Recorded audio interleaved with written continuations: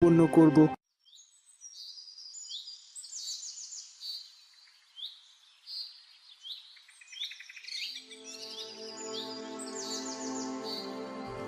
রানী, এসব কি আবোল তাবোল বলছো তুমি?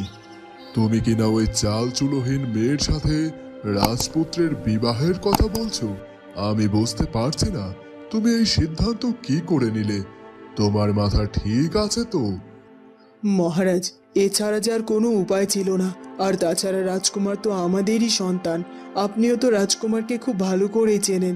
রাজপুত্র যেটা বলে সেটাই করে। আর যদি আমরা রাজকুমারের কথা না মেনে নিতাম, তাহলে যে রাজকুমারকে আমাদের হারাতে হতো মহারাজ। তাই বলে তুমি ওই মেয়েটির সাথে রাজকুমারের বিয়েটা মেনে নিলে? এখন মন্ত্রী মশাই এসে তো আমার কাছে এর জবাব চাইবেন। তখন আমি কি জবাব দেব তাকে রানী? মহারাজ, আপনি চিন্তা করবেন না। আমি জানি রাজকুমারের ওই মেয়েটির সাথে বিয়ের কথা শুনলে মন্ত্রী মশাই এসে আমাদের কাছে জবাব চাইবেন। আর আমি নিজে নিজে মন্ত্রী মশাইয়ের সাথে কথা বলবো।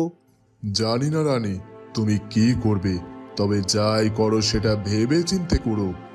আর সকাল হতেই পুরো রাজ্যময় ছড়িয়ে পড়ে রাজকুমারের সাথে ফুলকুমারীর বিয়ের খবর।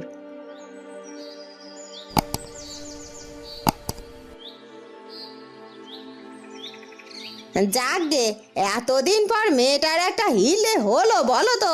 মেয়েটা ভাগ্য করে জন্মেছে, তাই না? হ্যাঁ হ্যাঁ, তুই ঠিকই বলেছিস। আসলে ওই মেয়েটার জন্য আমাদের বড্ড মায়া হতো। ওই মোড়ল বাড়িতে দিনের পর দিন কত খাটাখাটনি করতো মেয়েটা। মোড়ল গিন্নি তো মেয়েটাকে বড্ড অত্যাচারও করতো রে। কিন্তু পেটের দায়ে মেয়েটা সব অত্যাচার সহ্য করে ও বাড়িতে পড়েছিল। অবশেষে মেয়েটা ওই মোড়ল বাড়ি ছেড়ে চলে গিয়েছে, ভালোই করেছে। আর এখন দেখ ভাগ্যের জোরে কেমন রাজপুত্রের সাথে বিয়েও হতে চলেছে। হ্যাঁ হ্যাঁ, তুই ঠিকই বলেছিস। আসলে আমাদের কুমারী তো দেখতে ভারী সুন্দর, আর তাই তো রাজকুমার তাকে পছন্দ করেছে। আমরা সবাই বড্ড খুশি হয়েছি কুমারীর সাথে রাজপুত্রের বিয়ের খবরটা শুনে, বুঝেছো তো?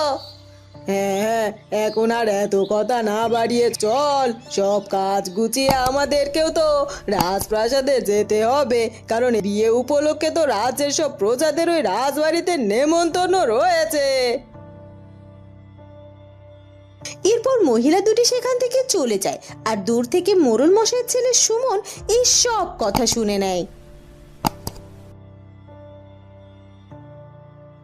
ও আচ্ছা, তাহলে এই ব্যাপার।